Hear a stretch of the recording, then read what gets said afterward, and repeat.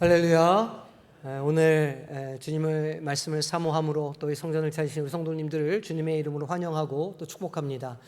주님께서 지난 주간 우리를 잘 지켜주시고 인도하여 주셨던 것처럼 오늘 말씀을 통해서도 우리에게 새로운 힘과 능력을 부어주시고 또 한 주간의 삶을 아름답게 세워갈 수 있도록 도와주시는 줄로 믿으시기를 소망합니다. 오늘 이 교회에 올라오면서 어떤 마음으로 올라오셨습니까? 혹 마음 한켠에 무거운 짐이 여전히 있지는 않으신지 이렇게 돌아보시면 좋겠습니다. 그런 짐들을 내려놓기 위해서 기도하려고 애쓰기도 하고 그렇게 주님 앞에 나아가지만 기도의 문이 꽉 막힌 것처럼 그렇게 여겨지고 또 답답하고 외로운 마음으로 이 자리를 찾으신 분들이 있으실지도 모르겠습니다. 괜찮습니다. 왜냐하면 예배의 자리는 자잘못을 따지는 자리가 아니라 바로 그런 지친 마음에 하나님의 위로가 임하는 자리이기 때문입니다. 우리는 기도가 중요하다고 배웁니다. 기도가 하나님과의 호흡이라고 여러 번 듣기도 했죠. 하지만 우리의 실제 삶 속에서 기도가 늘 그렇게 쉽게 우리에게 잘 이루어지는 것은 아닙니다. 무릎을 꿇고 눈을 감아도 머릿속에 온갖 세상 걱정으로 복잡할 때도 있죠. 하나님이라고 이름을 부르고 시작하지만 그 다음에 무슨 말을 해야 할지 몰라서 침묵만 흐를 때도 많이 있습니다. 마치 천장이 막혀 있는 것처럼 느껴지고 내 목소리가 그저 허공에 흩뿌려지는 것처럼 그렇게 느껴질 때도 있습니다.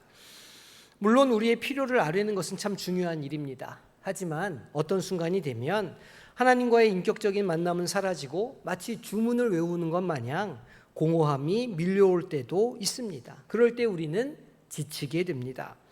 내가 지금 누구와 이야기하고 있는 것일까? 내가 지금 무엇을 하고 있는 것인가? 이런 근본적인 질문이 생길 때도 있습니다. 이 기도하다가 더 힘든 경험을 할 때도 있죠. 오랜 시간 눈물로 기도해온 제목이 아무런 응답이 없는 것처럼 느껴질 때가 그렇습니다. 하나님 듣고 계십니까? 제 기도가 정말 이기적이어서 그런가요? 제 믿음이 부족한가요? 이렇게 질문할 때도 있죠. 그러다 결국 우리는 기도하기를 포기해 버릴 때도 있습니다. 어차피 기도해도 소용없는가 보다. 이건 하나님의 뜻이 아닌가 보다. 스스로 단정하며 기도의 끈을 놓쳐버립니다. 만약 이런 경험을 해보신 분이 계시다면 참 다행입니다. 왜냐하면 우리의 연약함을 깨닫는 일도 중요한 것이고 동시에 하나님을 더 깊이 알고 싶은 열망이 있어서 느껴지는 영적인 성장통이기 때문입니다. 놀랍게도 오늘 본문에 등장하는 예수님의 제자 역시 우리와 똑같은 고민 또 똑같은 갈망을 가지고 있었습니다. 우리 1절 말씀 함께 합독해 보겠습니다. 예수께서 한 곳에서 기도하시고 마치심에 제자 중 하나가 여짜오되 주여 요한이 자기 제자들에게 기도를 가르친 것과 같이 우리에게도 가르쳐 주옵소서. 아멘. 한번 상상해 보시기 바랍니다. 3년이라는 시간 동안 제자들은 예수님과 함께 먹고 함께 자고 함께 동행했습니다. 그들은 예수님께서 죽은 자를 살리시기도 하시고 또 오병이어로 수천 명을 먹이시는 기적도 가까이에서 목격했습니다. 그런데 그 모든 놀라운 일들 가운데 이 제자들의 심령에 가장 깊은 울림을 주는 것이 무엇이었을까요? 먼 발치에서 예수님을 보는 것이 아니라 아주 가까이에서 경험했을 그 제자들이 과연 예수님의 어떤 것을 궁금해 했을까요? 바로 홀로 조용히 기도하시는 예수님의 모습입니다. 아, 주님도 기도하시는구나. 주님도 기도를 통해서 능력을 얻으시는구나. 주님도 기도를 통해서 마음을 회복하시는구나. 기도를 통해서 저런 능력을 행하시는구나. 그것을 가까이에서 보았습니다. 이른 새벽 미명에 모두가 잠든 깊은 밤에 예수님은 늘 아버지를 찾으셨습니다. 그래서 제자들은 알게 되었죠. 바로 그 기도의 자리에서 예수님께서는 세상이 줄 수 없는 평안과 능력을 하나님으로부터 공급받으신다는 사실을 말이죠. 그들은 아마 느꼈을 겁니다. 예수님과 하나님 아버지 사이에는 그 누구도 끼어들 수 없는 아주 깊고 친밀한 사랑의 관계가 존재하는구나 라고 말입니다. 그래서 그들은 그 자리가 부러웠습니다. 그리고 간절히 원하게 되었죠. 주님, 저희도 주님처럼 하나님과 교제하고 기도하고 싶습니다. 저희도 주님처럼 하나님을 아버지라 부르며 깊이 있는 관계를 맺기를 원합니다. 우리가 본 그 능력과 평안이 어디서 오는지 저희가 알겠습니다. 제발 그 신비한 비밀의 문으로 들어가는 법을 저희에게도 가르쳐 주십시오. 이것이 바로 제자들의 요청에 담긴 마음의 소리라 할 수 있습니다. 예수님은 이 간절한 요청에 외면하지 않으셨습니다. 이 평행복문인 마태복음을 보면 거기에도 주기도문이 기록되어 있습니다만은 이 마태복음의 기록에는 이 가르침이 수많은 군중을 향한 가르침의 일부로 기록되어 있습니다. 하지만 오늘 누가복음에서는 사랑하는 제자들을 바로 곁에 앉히시고 마치 아빠가 아이에게 하나하나 다정하게 알려주시는 것처럼 개인적으로 그리고 아주 깊이 있게 가르쳐 준다고 기록하고 있죠. 오늘 우리가 이 주기도에 대해서 묵상하는 것은 어려운 신학을 공부하고자 함이 아닙니다. 기도의 어떤 새로운 기술을 배우려고 하는 것도 아니죠. 그저 그 기도하려고 하는 자들의 지친 마음 그대로 가지고 2000년 전의 제자들의 자리에 동일하게 서 보려고 합니다. 예수님의 발치에 함께 앉아서 주님의 따뜻한 음성에 귀를 기울여 보시기를 바랍니다. 그리고 예수님께서 우리에게 가르쳐 주시는 기도의 가장 중요한 진리, 즉 기도는 우리의 선하신 아버지의 성품을 굳게 믿고 그 믿음 위에서 포기하지 않고 끈질기게 나아가는 믿음의 여정이라는 사실을 함께 배우고 깨닫는 위로의 시간이 되시기를 주님의 이름으로 축복합니다. 제자들은 숨을 죽이고 예수님을 바라보았습니다. 주님, 우리에게 기도를 가르쳐 주세요. 이 간절한 요청에 주님은 과연 어떤 말로 응답하셨을까요? 어떤 신비하고 위대한 기도의 주문을 알려주셨을까요? 예수님은 잠시 제자들을 바라보신 후에 아주 조용하지만 세상을 뒤흔들 만큼 혁명적인 한 단어로 기도의 문을 열어주셨습니다. 그 단어는 바로 아버지여입니다. 우리는 아버지라는 호칭을 너무 익숙하고 당연하게 교회에서 사용하고 또 직접 기도할 때 그렇게 하나님을 부르기도 합니다. 하지만 2000년 전 유대인들에게 있어서 이것은 상상할 수도 없는 너무나 충격적인 말이었습니다. 그들에게 하나님은 너무 거룩하고 두려운 분이셨기 때문이죠. 너무 위대하셔서 감히 그 이름조차 입에 담을 수가 없었습니다. 그래서 그들은 하나님을 주님, 아도나이라고 에둘러 다른 명칭으로 불렀습니다. 하나님은 하늘 보좌 위에 계신 위엄 있는 왕이셨고 우리들은 땅에 엎드려서 그분의 말씀만을 명령만을 기다려야 하는 존재였기 때문이죠. 그 사이에는 하나님과 인간 사이에는 건널 수 없는 거대한 간격이 있었습니다. 하나님은 심판자요 인간은 그저 피조물일 따름이었죠. 그런데 예수님께서 그 모든 거리감을 단숨에 무너뜨리십니다. 그리고는 우리 손을 붙잡고 지성소 가장 깊은 곳으로 이끌어 가시는 거예요. 두려운 왕의 보좌가 아니라 따뜻한 아버지의 품에 우리를 안기게 해 주십니다. 이제 그분을 왕이라고만 생각하지 마라. 재판장이라고도 그렇게만 여기지 말아라. 너희 아버지라고 불러보렴. 이것은 단순히 호칭의 변화를 의미하는 게 아닙니다. 관계의 혁명이죠. 이제 기도는 결제를 기다리는 서류를 올리는 행위가 아닙니다. 무서운 선생님 앞에서 외워야 하는 암송문도 아니죠. 기도는 사랑하는 자녀가 하루 동안 있었던 모든 일을 아빠에게 이야기하는 친밀한 대화로 만들어지는 겁니다. 그런데 어쩌면 이 자리에 계신 분들 중에는 이 아버지라고 하는 단어를 아픔과 상처의 기억으로 갖고 계시는 분들도 있을지 모르겠습니다. 무책임했던 아버지, 늘 무서웠던 아버지, 혹은 일찍 곁을 떠나 빈자리가 너무나 컸던 아버지. 그 기억 때문에 하나님을 아버지라고 부르는 것이 어색하고 힘들 수도 있습니다. 괜찮습니다. 주님은 그 마음의 상처까지도 아시는 분이시죠. 그리고 바로 그렇기 때문에 예수님은 우리에게 진짜 아버지가 어떤 분인지를 보여주시기를 원하십니다.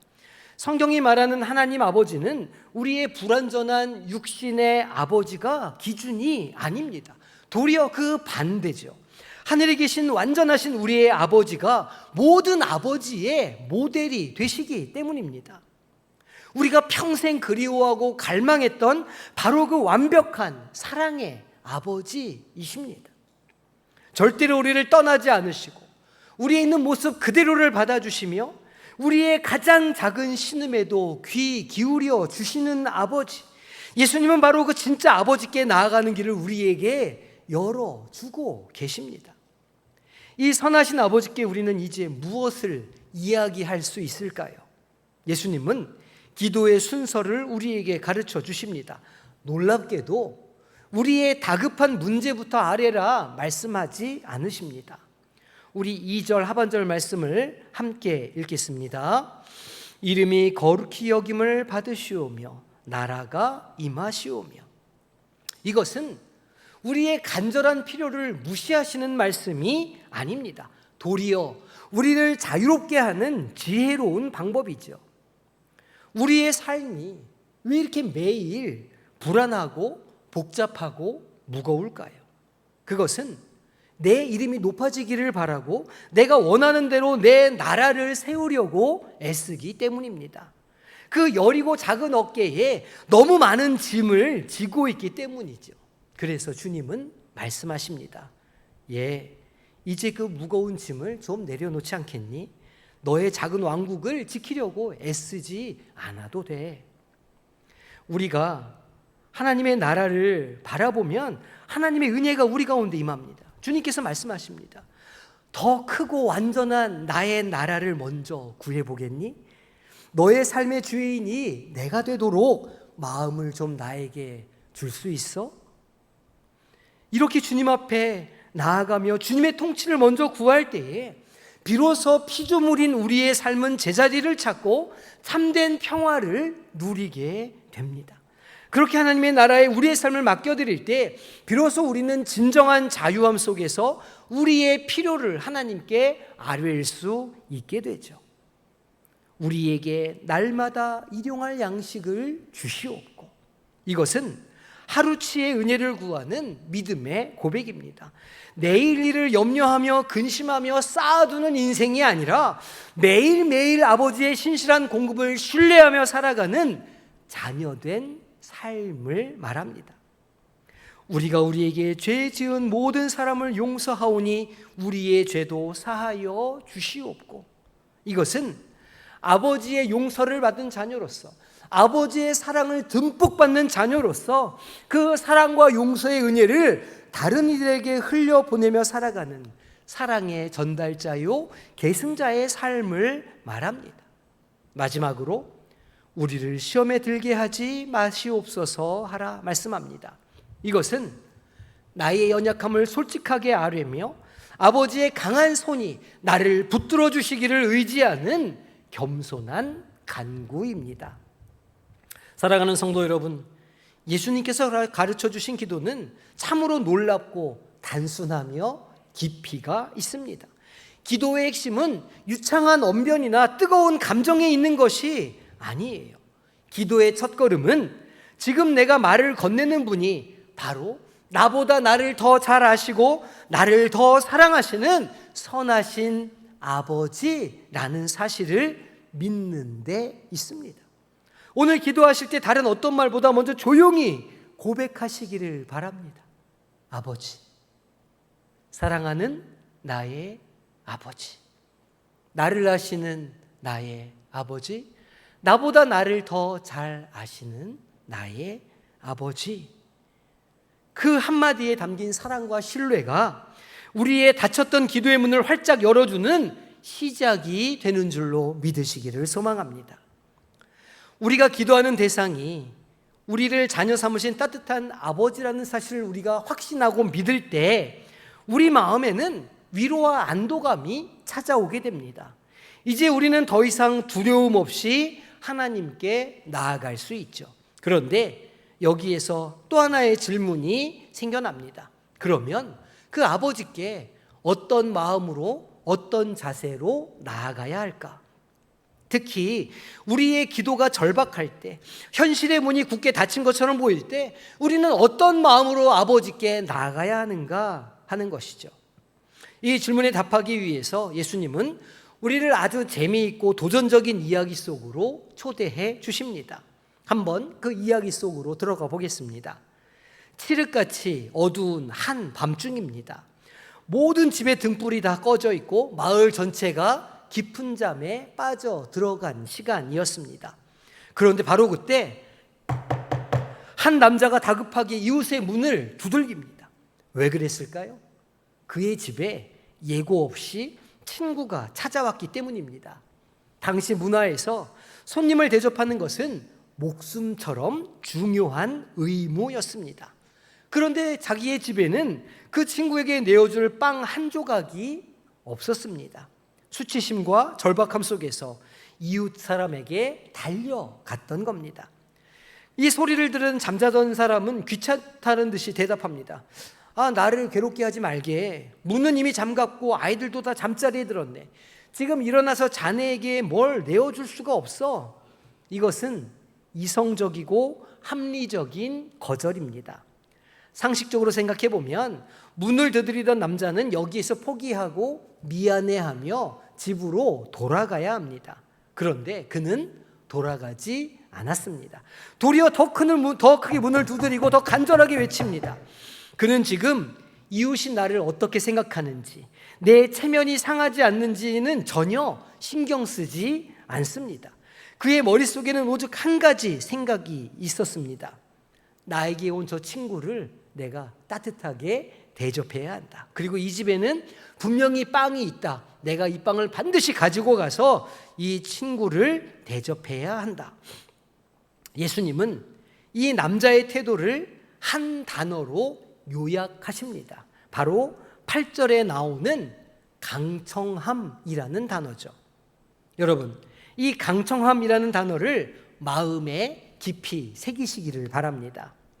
헬라어 원어로는 아나이데이아라는 말입니다. 이 단어는 우리가 생각하고 있는 끈기나 아니면 열심보다 훨씬 더 강렬한 의미를 가지고 있습니다.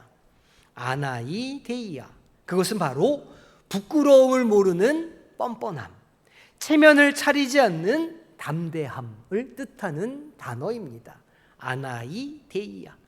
그런데 이것은 결코 무례함을 의미하는 단어가 아니죠. 도리어 상대방에 대한 절대적인 신뢰에서 나오는 태도를 말합니다. 당신에게는 분명히 해결책이 있음을 내가 압니다. 당신은 내 요청을 들어줄 능력이 있는 분임을 내가 믿습니다. 그래서 나는 당신이 문을 열어줄 때까지 결코 이곳을 떠나지 않겠습니다. 이것이 바로 아나이데이아의 마음입니다. 이제 우리의 기도 생활을 한번 돌아보시죠.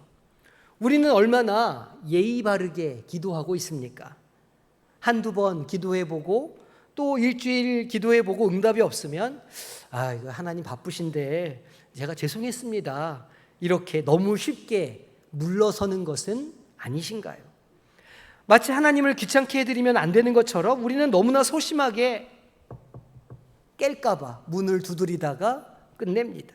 그런데 오늘 예수님은 정반대의 가르침을 주시죠.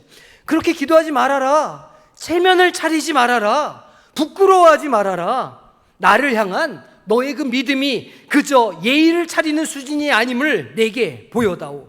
너의 삶의 문제가 나 외에는 해결할 수 없다는 그 절박함과 믿음을 나에게 보여다오. 얼마나 큰 위로와 도전이 되는 말씀입니까? 수년째 믿음의 길을 떠난 자녀를 위해서 기도하며 지쳐있는 어머니가 계시지 않으십니까? 주님은 말씀하십니다. 포기하지 말고 그 아이의 이름을 부르며 아나이데이아의 기도를 드리라 말씀하십니다. 끊어지지 않는 질병과 중독의 고통 속에서 신음하는 분이 계십니까? 주님께서 이 시간 격려하십니다. 내일도 모레도 부끄러움을 모르는 담대함으로 치유의 문을 두드리라 말씀하시죠. 깨어진 관계 회복과 무너진 삶을 세우기 위해 기도하며 눈물 흘리는 분이 계십니까? 주님은 약속하십니다. 너의 그 간절한 아나이데이아를 내가 듣고 있다. 이 강력한 비유를 하시면서 내가 그 기도에 응답할 것이라고 주님은 우리에게 약속해 주십니다. 이 아나이데이아의 기도를 하나님 앞에 나아가는 우리 성도님들이 되시기를 주님의 이름으로 축복합니다. 이 강력한 비유에 이어서 예수님은 우리에게 기도의 대원칙을 말씀해 주십니다. 우리 9절과 10절 말씀 함께 합독하겠습니다.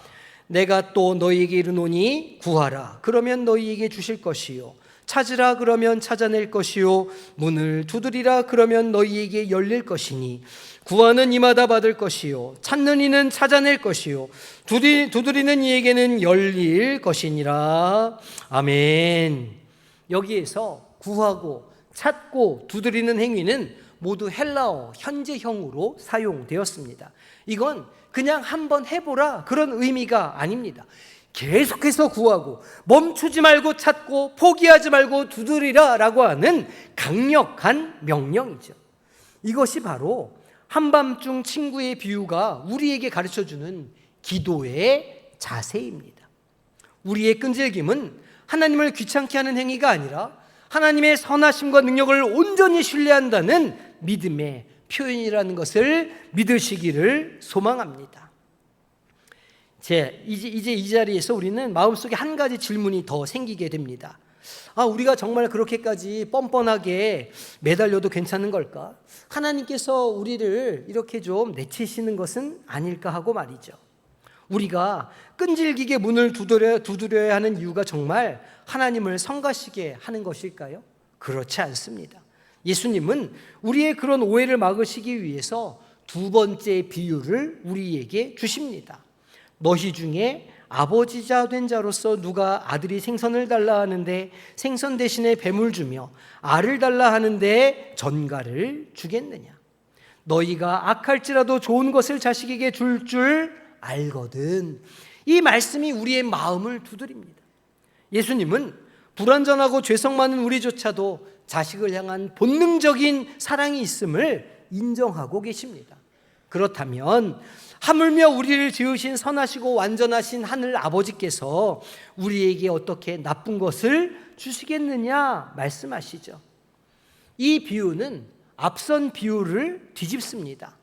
우리의 기도를 들으시는 아버지 하나님은 마지못해 문을 열어주는 귀찮아하는 친구가 아니라는 말입니다. 하나님은 자녀에게 좋은 것을 주지 못해 안타까워하시며 구하기만 하면 가장 좋은 것을 주시려고 팔을 벌리고 기다리시는 사랑의 아버지시라고 우리에게 말씀해 주십니다.